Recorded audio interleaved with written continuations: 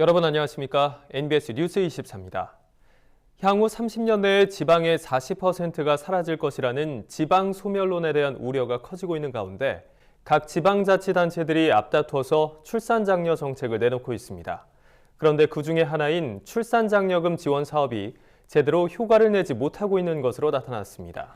네, 지자체들이 경쟁적으로 출산장려금 예산까지 늘리며 지원에 나서고 있지만 효과는커녕 출산장려금만 받고 다른 지역으로 전출하는 부작용까지 속출하고 있는 겁니다. 제도 개선이 시급하다는 목소리가 나오고 있습니다. 강창호 기자입니다. 최근 한국고용정보원이 대통령 직속 저출산 고령사회위원회에 제출한 한국의 지방소멸위험지수 2019에 따르면 전국 228개 시군구 중 소멸위험 지역이 97곳으로 전체 42.5%에 달했습니다. 1년 새 8곳이 늘어난 겁니다. 지방 소멸위험 지수는 지역의 20에서 39세 여성 인구를 65세 이상 인구로 나눠 산출하는데 지수가 0.5 미만이면 소멸위험 지역으로 보며 지수가 0.2 미만이면 소멸 고위험군에 속합니다. 특히 농촌 지역의 상황이 나쁜 것으로 나타났습니다. 소멸 위험이 가장 큰 곳은 경북 군위와 의성으로 각각 0.143을 기록했고 이어서 전남 고흥이 0.148, 경남 합천 0.159, 경북 청송과 경남 남해가 각각 0.166 순이었습니다. 저출산과 고령화로 지역 소멸이 빠르게 진행되는 가운데 지자체들은 출산율을 높이고 인구를 끌어모으기 위해 앞다퉈 저출산 대책을 펴고 있습니다. 문제는 대부분의 지자체가 출산장려금 등 단기적인 현금 지원에 초점을 맞추고 있다는 점입니다. 육아정책연구소에 따르면 현재 광역자치단체 17곳과 기초자치단체 224곳이 출산장려금 사업을 운영하고 있으며 올해 여기에 쓰인 예산은 3,280억 원으로 지난해보다 680억 원 늘었습니다. 또 한국보건사회연구원이 최근 공개한 지방자치단체의 저출산 대응 실태 및 과제 보고서에 따르면 2016년에서 2018년 지자체가 보건복지부에 변경 협의를 요청한 저출산 관련 사회보장제도 안건 257건 중 63.8%인 164건이 출산장려금에 관한 것이었습니다. 지자체들이 셋째부터 주던 출산장려금을 첫째와 둘째에게도 주는 등의 방식으로 사업 확대를 추진하는 겁니다. 지자체들이 이처럼 경쟁적으로 출산장려금 관련 예산을 늘리고 있지만 수혜자를 지역에 정착시키는 효과는 낮다는 지적이 나오고 있습니다. 출산장려금이 많은 지역으로 전입해서 장려금을 받은 뒤 다른 지역으로 전출하는 부작용도 속출하고 있습니다. 우승희 전남도의원에 따르면 2012년에서 2016년 전남 22개 시군에서 1,584명이 출산장려금을 받은 직후 다른 지역으로 전출했습니다. 특히 전국에서 출산장려금을 가장 먼저 도입한 해남에서는 수혜자 3,260명 중 243명이 거주지를 옮겼습니다. 이에 따라 출산율이 지난해 기준 1.89명으로 전국 최고를 기록하고도 인구는 줄어드는 역설적인 상황까지 벌어졌습니다. 금전이나 물품 지원에 의존하는 인구 대책은 인구 감소를 막는 데 한계가 있다는 지적이 나오는 이유입니다. 임신 전 지원이라든가 임신 중 지원 같은 경우가 조금 더 이렇게 두터워지고 아이를 가진 사람들이 아이를 가지고 낳을 때까지 보내는 시간과 과정이 조금 더 안심이 되는 과정이었으면 좋겠다라는 생각을 했거든요. 전문가들은 저출산이 지역의 고용, 복지, 교육 환경과 긴밀하게 연관된 만큼 현금 지원 방식의 정책을 정주 여건 개선 등으로 확대해야 한다고 강조합니다. MBS 뉴스 강창호입니다. 문재인 대통령이 연말 안에 새로운 농업정책 방향을 직접 발표할 전망입니다. 김상조 대통령 비서실 정책실장이 농민신문사가 주최한 제4회 민농포럼 기조강연에서 이렇게 밝힌 건데요. 농정 대전환을 야기할 청와대 중대 발표를 특정 포럼에서 예고한 건 상당히 이례적인 일입니다. 그만큼 민농포럼이 농업계를 대표하는 포럼으로 자리 잡았다는 평가가 나옵니다. 김인경 기자가 현장을 취재했습니다. 김상조 대통령 비서실 정책실장은 문재인 대통령이 연말 안에 농민단체 대표들과 직접 만나 농업농촌 농민에 대한 새로운 정책 방향을 발표할 전망이라고 밝혔습니다. 농민신문사와 농협중앙회 주최로 열린 제4회 민농포럼 기조강연을 통해 전한 겁니다. 바로 어제 대통령께서 주재하시는 수석보좌관 회의에서 농업, 농민에 대한 우리 정부의 새로운 어떤 정책 방향을 담는 보고 회의를 했고요. 아마 조만간 연내에 대통령님을 모시고 농업인들을 만나는 행사를 가질 수 있을 거라고 생각을 합니다. 기대해 주시길 부탁드리겠습니다. 김 실장은 대통령이 농민들에게 농정 철학 전환의 틀이 되는 핵심적인 정책 프로젝트를 설명하고 내년 초 농림축산식품부가 대통령 업무 보고를 통해 이를 구체화할 것이라고 밝혔습니다.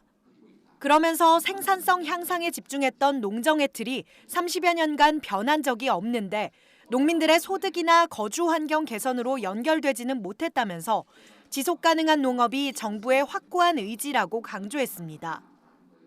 농업이 우리의 식량 주권을 유지하면서 동시에 지속 가능한 용농이 될 수 있도록 그 틀을 바꿔가면 특히 최근에 발전하고 있는 이런 AI 등의 4차 산업혁명의 여러 가지 어떤 기술적 요소들이 농업에 접근될 수 있도록 여러 가지 형태를 지원하고요. 이 모든 가능성들을 개별 농업 경영체에서부터 시작해서 생산 조직과 유통 조직과 전체의 어떤 농민 조직을 이끌어가는 그리고 그것에 대해서 중앙정부와 지자체가 협업을 하는 이 거버넌스 구조를 만드는 그런 방향으로 농정 비전을 근본적으로 바꾸는 노력을 지금 하고 있습니다.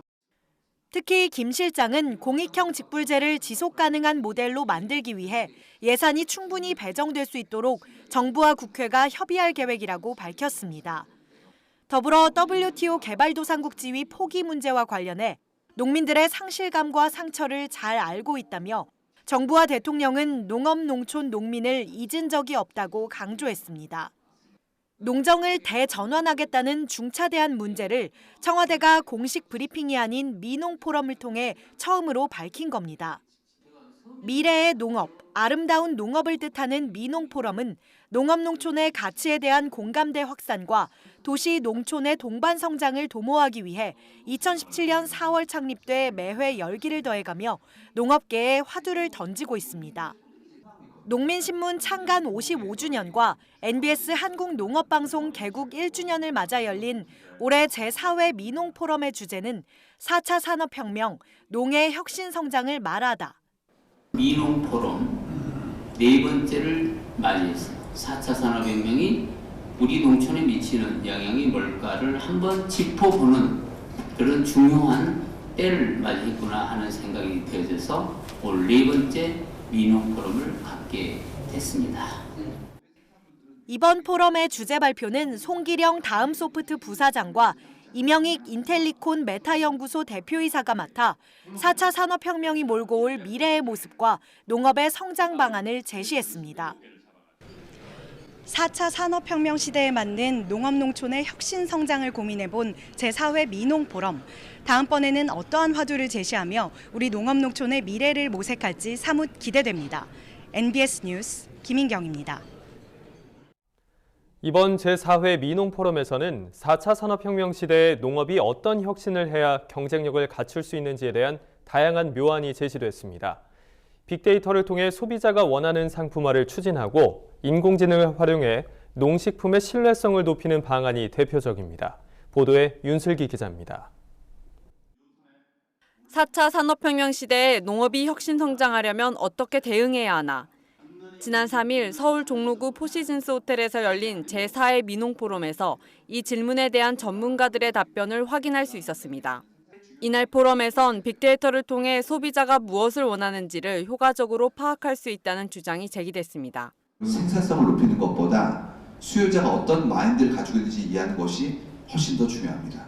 하만의 수박은 왜 좋은 건지, 제주의 밀감은 왜 좋은 건지에 대한 부분들을 좀 더 구체적으로 단순히 맛있다와 달다가 아니라 표현한 작업들도 가능하지 않냐는 겁니다. 따라서 상품성을 높이는 작업들을 공급자의 관점이 아니라 수용자의 관점으로 승화시키는 것이 가능해집니다.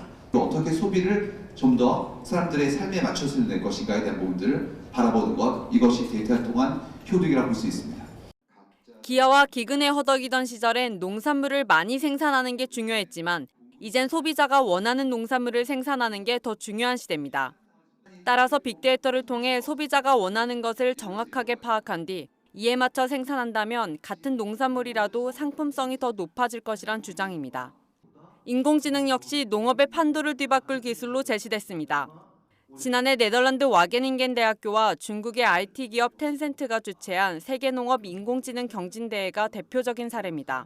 이 대회에서 인공지능과 사람이 오이 재배 시합을 벌였는데 인공지능이 사람보다 오이를 15%가량 많이 생산했습니다. 이를 두고 전문가들은 인공지능을 활용하면 지금껏 생각지도 못했던 농법을 찾아 생산성을 더 높일 수 있다고 주장합니다. 인공지능이 사람이었으면 하지 않았을 의사결정을 하더라는 거예요. 농법에 나온 대로 하지 않고 새로운 방법을 제시하는데 그 의견에 따랐더니 퍼포먼스가 더 좋았더라. 그러면서 어쩌면 기존의 농법보다 더 좋은 농법이 있는 게 아닐까 하는 생각이 들었다고 하더라고요. 그런 인공지능이 앞으로 농업에 접목되는 것은 하나의 큰 흐름이 아닌가 생각이 들고요. 무엇보다 전문가들은 빅데이터나 인공지능과 같은 첨단 기술을 활용하면 농산물 안정성과 관련한 신뢰 시스템을 구축하는 데 도움이 될 것이라고 말합니다. 첨단 기술을 통해 소비자들이 농산물의 생산 유통 과정을 확인할 수 있게 되면 상호 간 신뢰가 생겨 다양한 형태의 직거래가 늘어날 수 있다고 판단해서입니다. 우리가 그걸 사게 된 궁극의 사실은 동의는 뭐냐면 제가 볼 때 그거에 대한 믿음인 것 같아요. 그 먹거리가 내 건강하고 어떤 농약을 쓰지 않고 아주 좋은 유기농으로 했다라는 그 트러스트 시스템이 확보가 되어 있느냐라는 문제 같습니다. 미래의 농수산에 대해서는 그런 트러스트 시스템을 만드는 하나의 일환으로 인공지능이나 빅데이터 기술을 좀 이용했으면 하는 마음이 있고요.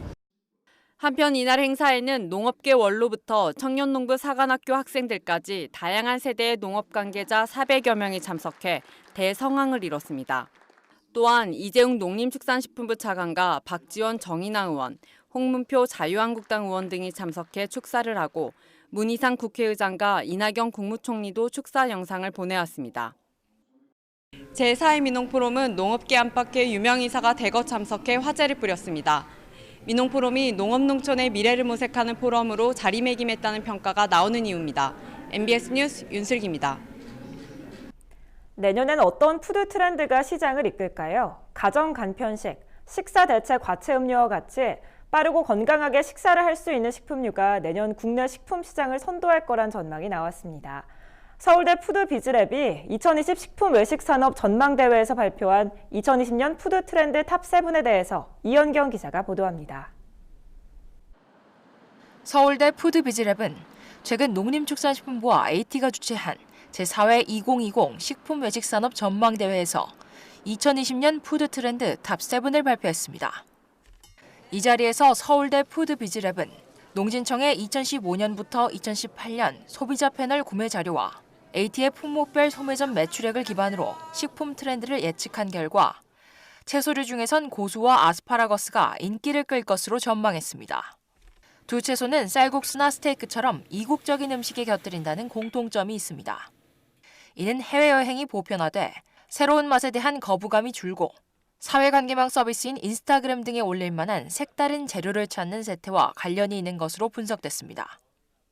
또 가정 간편식 시장이 성장할수록 포장김치를 찾는 소비자도 함께 증가하고 있는 것으로 나타났습니다. 간편식과 한두 가지 기본 반찬으로 식사를 대신하는 경우가 많아 오래 두고 먹을 수 있는 발효 음식인 김치가 새롭게 주목받고 있는 겁니다. 반면 유통기한이 짧은 나물류 같은 반찬은 구매가 줄고 있는 것으로 나타났습니다. 과체 음료는 단순한 과일 채소 음료가 아닌 한 끼 대체 가능한 간편 대용식으로 개발돼 건강함, 포만감을 내세운 제품들이 출시될 것으로 전망됩니다. 과일에다가 채소를 같이 이제 섞어서 당을 조금 낮추면서도 좀 건강한 이미지, 그러면서도 한 끼 식사로 대용할 수 있는 포만감을 줄 수 있는 그런 음료 쪽으로 이제 가게 될 것이다라고 하는 게 한 가지 방향이고요. 여기에 허브류라거나 혹은 이제 차 같은 것을 같이 섞어가지고 더 쉽게 마실 수 있는 그런 편하게 마실 수 있는 그런 이제 음료 중심으로 나가게 될 것이다. 주류 시장에선 국산 증류식 소주의 성장세가 두드러질 전망입니다. 2015년부터 꾸준한 성장세를 보이는 전통주 시장은 전통 증류식 소주가 견인하고 있는 것으로 나타났습니다. 또 수입 위스키로 대변되던 20도 이상의 고도주 시장에도 취향의 다변화가 일어나고 있다는 분석도 나왔습니다. 푸드비즈랩은 소비자 선호도 조사 결과를 바탕으로 10도 이하의 저도주와 고도주 사이에 걸친 증류주를 만들 것을 제안했습니다. 원료의 풍미를 느낄 수 있고 부담 없는 도수란 이유에서입니다. 또 원료는 곡류나 과일, 숙성기구로는 오크통을 사용해 맛과 향을 극대화시킬 것을 추천했습니다. NBS 뉴스 이영경입니다. 대입 정시 모집 확대로 수시 모집 인원 축소가 불가피해지면서 농촌 학생들의 대입 문턱이 높아질 것이라는 우려가 커지고 있습니다. 정시 합격생은 수도권 집중도가 높은 반면 비수도권 농촌 지역에서는 수시 전형이 더 우세한 것으로 나타났기 때문입니다. 대입 제도의 공정성을 강화하기 위해 2024년부터 정규 교육과정 외의 활동 실적은 대입에서 폐지됩니다. 또 2023년까지 서울 소재 주요 대학의 정시 선발 비율을 40% 이상으로 끌어올릴 방침입니다. 수능 시험 점수가 높은 학생들에게 대입 기회를 더 넓혀주겠다는 겁니다. 유은혜 사회부총리 겸 교육부 장관은 최근 이 같은 내용을 골자로 한 대입제도 공정성 강화 방안을 발표했습니다. 우선 2024년부터 자동 봉진이라 불리는 자율활동, 동아리활동, 봉사활동, 진로활동 등 비교과 활동을 대입에 반영하지 않기로 했습니다. 자기소개서는 2022년부터 문항수와 글자수를 차츰 줄이다가 2024년부터는 완전히 폐지됩니다. 이를 통해 부모의 재력 등이 대입에 반영되지 않게 외부 요인을 차단할 방침입니다. 또한 사회적 배려 대상자의 기회 확대와 지역 균형 발전을 위한 사회통합 전형이 도입됩니다. 사회통합 전형 대상자는 기초생활수급자, 농어촌 학생, 장애인, 차상위 계층 등이며 대학이 모집 정원의 10% 이상을 사회적 배려 대상자로 선발하도록 의무화합니다. 또 수도권 대학에서 지역 균형 발전 전형으로 10% 이상 선발하도록 권고할 계획입니다. 이와 함께 수능 성적을 토대로 한 정시 비율이 대폭 확대됩니다. 서울대를 비롯한 서울 소재 주요 16개 대학의 정시 선발 비율은 현재 20% 안팎에서 오는 2023년까지 40% 이상으로 늘어납니다. 16개 대학을 제외한 대학은 30% 이상을 정시 선발할 예정입니다. 정시 확대를 두고 농촌 지역 교육계는 강한 우려를 나타내고 있습니다. 농촌 지역 학생들의 대입 문턱이 높아질 거란 이유에서입니다. 정부의 정시 확대 개편으로 인해서 우리 농어촌 학교 또는 지방 소도시 학교 학생들이 대입 입시에 있어서 차질이 예상됩니다. 정시가 40% 이상 확대되게 되면 특히 사교육 의존도가 높은 정시 경향상 우리 농어촌 학교 학생들이 큰 혼란이 있지 않을까 염려가 많이 되는 실정입니다.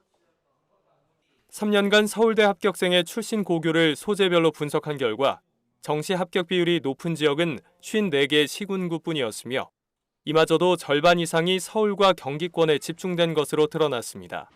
반면 이를 제외한 156개 시군구에선 수시 합격 비율이 높았습니다.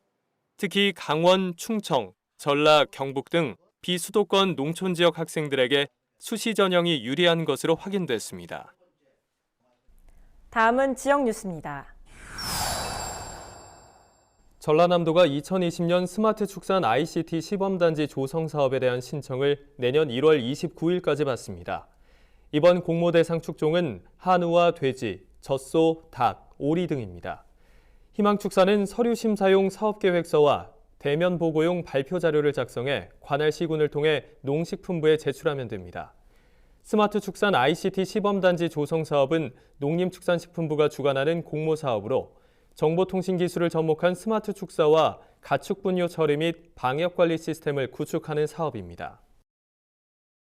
충청남도가 아프리카 돼지열병 ASF 감염을 차단하고 농업 피해를 최소화하기 위해 야생 멧돼지 포획 강화 특별대책에 24억 원을 긴급 투입합니다. 분야별 예산은 멧돼지 포획 포상금에 3억 3,800만 원, 매립 소각을 위한 사체 처리비 7억 4,800만 원, 방역 물품 확충 비용 13억 3,600만 원 등입니다. 또한 도내 포획단 규모를 기존 619명에서 1,206명으로 예찰 인원은 219개조 438명에서 626개조 1,252명으로 대폭 확대합니다. 이번 특별 대책을 통해 도는 야생 멧돼지 5,640마리 이상 추가 포획을 목표로 하고 있고 도내에서 총 8,300여 마리를 포획할 계획입니다. 경상남도 농업기술원이 최근 창원에 위치한 화훼연구소에서 장미 신품종과 주요 계통 30여 종에 대한 현장 평가회를 개최했습니다. 80여 명이 참석한 이날 평가회에서는 지난해 농가 보급과 수출이 이루어지고 있는 장미 계통 에그타르트, 레리티, 레미니스를 비롯해 새로운 수출용 장미로 기대되는 계통과 내수 시장을 겨냥한 다양한 스탠다드 계통을 선보여 참석자들로부터 큰 호응을 받았습니다. 또 관계자는 경남 장미 품종 다변화를 통해 지역 농가들의 소득과 수출 확대에 기여할 수 있도록 노력해 나가겠다고 밝혔습니다. 제주도 농업기술원 동부농업기술센터는 올해 성산읍 고품질 노지감귤 연구회에 보급한 노지감귤 맞춤형 안전관리 실천 시범 사업이 농가로부터 큰 호응을 얻고 있다고 밝혔습니다. 도농기원은 올해 4월부터 8월까지 고품질 노지감귤 연구회 12명을 대상으로 사업비 7,200만 원을 투입해 농작업 안전 전문가 컨설팅, 농작업 안전 장비 등 23종 100세대를 보급했습니다. 그 결과 노지감귤 재배 과정에서의 위험성 수준이 70% 감소했으며 안전관리 수준은 54.4% 향상됐습니다. 저희가 준비한 소식은 여기까지입니다. NBS 뉴스 24 마칩니다. 함께해 주신 여러분 고맙습니다.